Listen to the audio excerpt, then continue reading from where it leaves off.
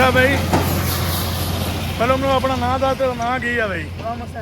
ਗੁਲਾਮ ਹੁਸੈਨ ਸਾਹਿਬ। ਗੱਲ ਇੱਦਾਂ ਵਾ ਕਿ ਮੈਂ ਪਹਿਲੇ ਇੱਥੋਂ ਲੰਘਦਾ ਹੁੰਦਾ ਸੀ ਤੇ ਤੁਹਾਡੇ ਫੱਟੇ ਰਹਿਣੇ ਨਾਲ ਉੱਤੇ ਤੱਕ ਤੁੰਨੇ ਪਏ ਹੁੰਦੇ ਸੀ, ਤੇ ਹੁਣ ਕੀ ਗੱਲ ਹੈ ਪਰ ਥੋੜੀ ਥੋੜੀ ਪਈ ਹੈ ਤੁਹਾਡੇ ਕੋਲ? ਮੌਸਮ ਦੇਖ ਲਓ, ਬਾਰਿਸ਼ ਦਾ ਮੌਸਮ ਹੋ ਗਿਆ ਵਾ ਨਾ। ਬਾਰਿਸ਼ ਦਾ ਮੌਸਮ ਅੱਜ ਹੋਇਆ ਵਾ ਨਾ, ਕੱਲ ਤਾਂ ਨਹੀਂ ਸੀ ਨਾ। ਕੱਲ ਵੀ ਮਾਸ਼ਾਅੱਲਾ ਭਰੇ ਹੋਏ ਸੀ। ਅੱਛਾ, ਤੇ ਮੈਂ ਨਹੀਂ ਖਿਆਲ ਕੀਤਾ ਹਨਾ। ਖਿਆਲ ਕੀਤਾ ਸਰ।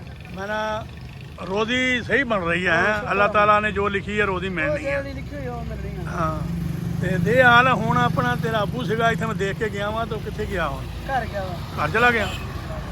ਯਾਰ ਮੈਂ ਤਾਂ ਉਹਨਾਂ ਗੱਲਬਾਤ ਕਰਨੀ ਸੀਗੀ ਤੇ ਚਲੋ ਤੂੰ ਆ ਗਿਆ, ਤੇਰੇ ਨਾਲ ਵੀ ਕਰ ਲਈ ਆ ਮੈਂ।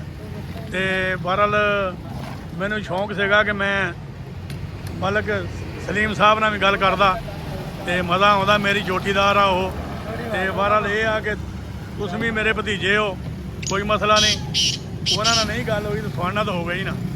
ਤੇ ਗੱਲ ਇੱਦਾਂ ਵਾ ਕਿ ਮੌਸਮ ਦੇ ਨਾਲ ਆ ਕੰਮ। ਮੌਸਮ ਇੱਦਾਂ ਹੋਇਆ ਤਾਂ ਪਰ ਤੁਹਾਨੂੰ ਪਤਾ ਘੱਟ ਹੀ ਚੱਲਣੀ ਆ। ਤੇ ਬਹਰਹਾਲ ਗਰਮੀ ਬਹੁਤ ਆ ਤੇ ਫਰਕ ਇਹਨਾਂ ਨਹੀਂ ਪੈਣਾ। ਹਾਂ, ਇਹ ਸਾਡੇ ਜਿਹੜੇ ਮੌਲਵੀ ਸਾਹਿਬ ਆ, ਇਹ ਆਪਣਾ ਹੁਣ ਆਏ ਇਸ ਟਾਈਮ। ਕੀ ਗੱਲ ਹੈ, ਦੇਣਾ ਖੋਲਦੇ ਆ ਕਿ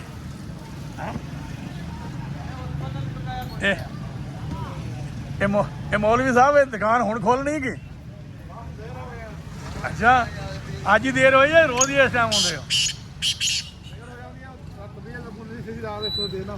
ਅੱਛਾ ਅੱਛਾ, ਤੇ ਕੀ ਗੱਲ ਖੈਰ ਹੈ? ਤਬੀਅਤ ਨੂੰ ਬਹੁਤਾ ਖਰਾਬ ਆ ਕਿ ਕੰਮ? ਬਸ ਇਦਾਂ ਹੀ ਆ, ਬਿਮਾਰੀ ਹੈਗੀ ਬਾ ਉਹਦਾ।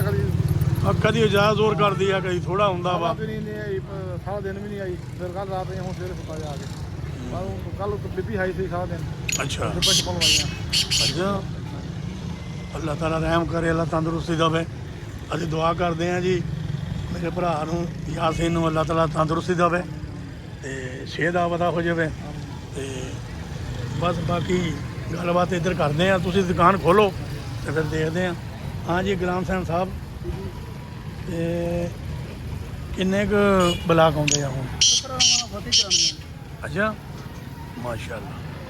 ਬਸ ਅੱਲਾਹ ਤਾਲਾ ਦਾ ਨਿਜ਼ਾਮ ਆ ਕਿ ਅੱਲਾਹ ਤਾਲਾ ਨੇ ਰੋਜ਼ੀ ਦੇਣੀ ਆ, ਜਿਸ ਤਰ੍ਹਾਂ ਵੀ ਦਵੇ ਰੋਜ਼ੀ ਦੇਣੀ ਆ।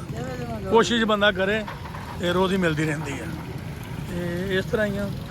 ਚਲੋ ਠੀਕ ਆ ਫਿਰ, ਅੱਲਾਹ ਹਾਫਿਜ਼।